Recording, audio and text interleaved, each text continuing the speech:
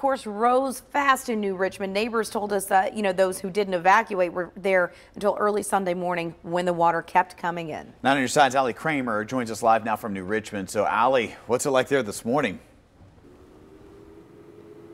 Good morning, Chris and Catherine. I think the water has been receding very slowly, but it has receded just a little bit. More than 30% of New Richmond flooded this morning. It's a small town, a very close-knit community, and the city manager, Greg Roberts, is with us this morning. Greg, you've lived here much of your life, and you survived the 1997 flood, so you've got some recollection of how they deal with this.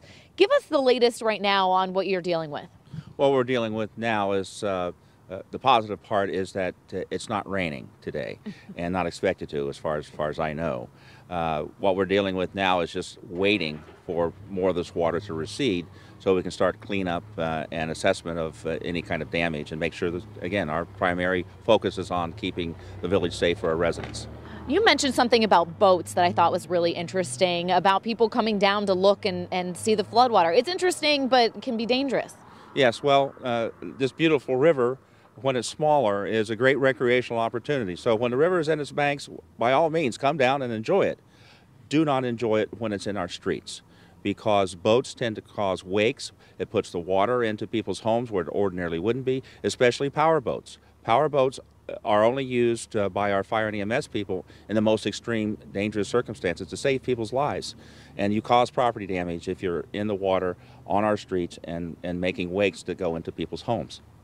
All right, wonderful. Well, thank you so much for coming up so early with us this morning. We are staying in constant communication with emergency officials. And, we actually saw New Richmond officers out here patrolling the area because a lot of these homes people did have to evacuate from. And so they're patrolling, making sure that nobody is getting into those homes, stealing anything while those folks are away. Of course, we're going to stay on top of the procedures here in New Richmond as they begin cleanup efforts as well.